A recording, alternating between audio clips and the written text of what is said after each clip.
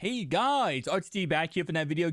Today, guys, we have an article posted by this bad boy right here, Kyle, off of Google right here, who actually posted Google Tensor powered Pixel Fold may look more like the Oppo Find in 5G than the Galaxy Z Fold 3. And this actually kind of sparks a discussion I want to have on this video with you guys.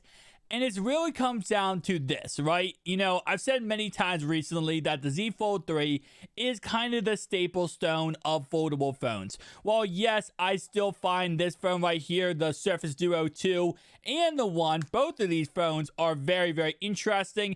At the end of the day, the Z Fold 3 is usually the staple stone that every company goes off of. And when they made this phone, the Oppo made this phone, a lot of people said, well, this is pretty much a copy and paste of the Z Fold 3. And in a way, it does have a lot of similarities, but they definitely changed everything with that outside display. That outside display is not as big as the Surface Duo right here, but it's pretty dang close. It's the size of a candy bar cell phone on the outer display, and then the inner display is the same exact as the Z Fold 3. Now, the reason why, moving forward, the Pixel Fold, which is going to be released strictly in China, and other Chinese manufacturers are creating foldable phones, and even other, companies like Microsoft or, any other company in the international space are probably going to be looking more toward copying the Oppo's phone rather than the Samsung's phone. And that's what's actually really interesting. The reason why is because once they released this phone, Oppo did, there has been non-stop buzz around it. Now, whenever there's in any way a foldable phone that isn't any competitor, even close to a competitor to Samsung, there's always buzz. I mean, there's so many crappy foldable phones released every single year at this point that even if any has a chance to be a competitor, everyone goes crazy. But I really truly believe the reason why a lot of people love this phone is because of two reasons. First off, a usable outside display.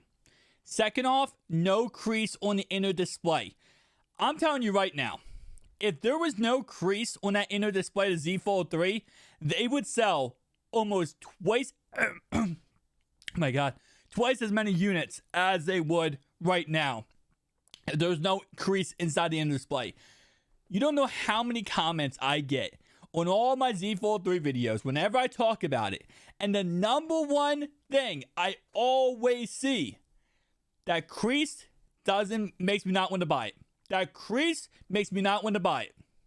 Now, I have not held a Oppo Find in 5G in my hand yet, so I can't tell 100% how the screen actually feels. Whether it feels like plastic or whether it feels like, actual more or less like glass. Based on watching Marquise Brownlee's video, I think he said it more or less felt like plastic, kind of like the Z Fold 3. But you know what? That's okay. Because the biggest issue is not the foldable display, because I think we're at a point now when it comes to tech where we understand if there's going to be a foldable display, it's going to have to be plastic. It's just how it works, right? The issue is how much do you notice it being like plastic? So that it comes in the feel and the touch, right? Sorry, not feel and touch, the same word.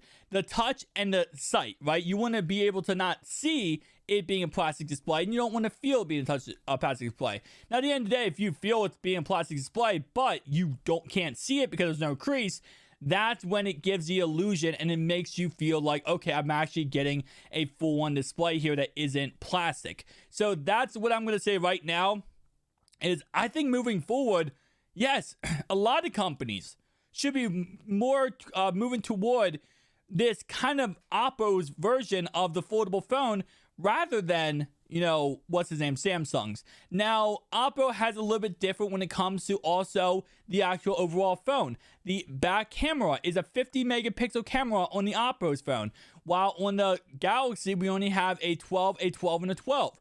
I think that's a definite plus. On the Oppo's phone here, of course, we do have a, inside the display camera, but it's not like Samsung's. Samsung's is actually under display and actually goes away magically when you are consuming media. But it's only a 4 megapixel camera. Now, I believe this one inside here is a 6 megapixel camera. So it's not like it's too much of a plus or an upgrade. but at least I feel like in the left-hand corner, it makes it the best possibility for it to be.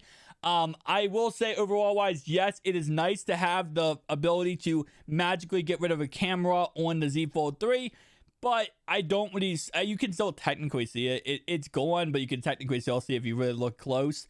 I think, personally speaking, that should have just been in the corner like this one, and I definitely like this one a lot better when it comes to the corner look.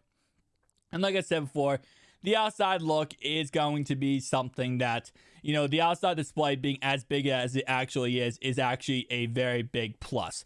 So right here, we have some kind of renders of what the Pixel Fold could look like. And we're going to start off right away by looking at, of course, this bad boy right here. So again, like I said, it looks almost identical to what the Oppo's brand new phone looks like. I mean, they're just showing right here the SIM card, but it's literally the same exact size, dimensions. We actually have, this is interesting, we have the SIM card slot in the bottom. The reason why this is interesting, okay, is because Samsung recently actually released a patent. Their patent has a tri-foldable phone, and in their tri-foldable phone, guys, they have the SIM card on the bottom of the phone. And there's not many phones out there right now on the market that has a SIM card slot on the bottom of the phone. And when I saw that from Samsung, I thought, you know what, that's really interesting, you know, having it on the bottom of the phone instead of the top of the phone, on the side of the phone. Now Google's might have it on the bottom of the phone too. It makes sense.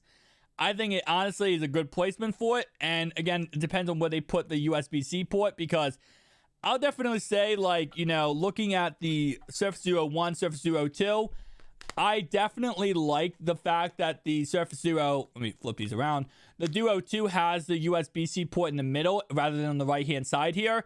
I like the placement better on the middle, but if that's the case, and that's the, you know, real big deal breaker, I don't really think it's a deal breaker. As long as Google does make it so it doesn't break when you use it, like Microsoft did with their first iteration of their phone.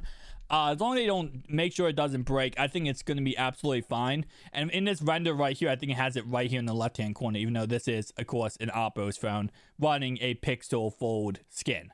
But with that being said, guys, I'm really interested. And I can't wait to see how this year goes. I know a lot of people are thinking that this phone is canceled, and I did make a video saying that it was rumored to be canceled, but then after that, we got confirmation that it's not going to be canceled. It's just going to be released in China, where they don't have to go ahead and go against Samsung. And a lot of companies this year are really just going toward that direction of avoiding Samsung and not messing with Samsung. And I'll definitely say I cannot wait to see the Oppo's Find 5G 2 and see how honestly amazing that phone truly is. Thank you guys for watching. I'll see you guys next one. Peace out.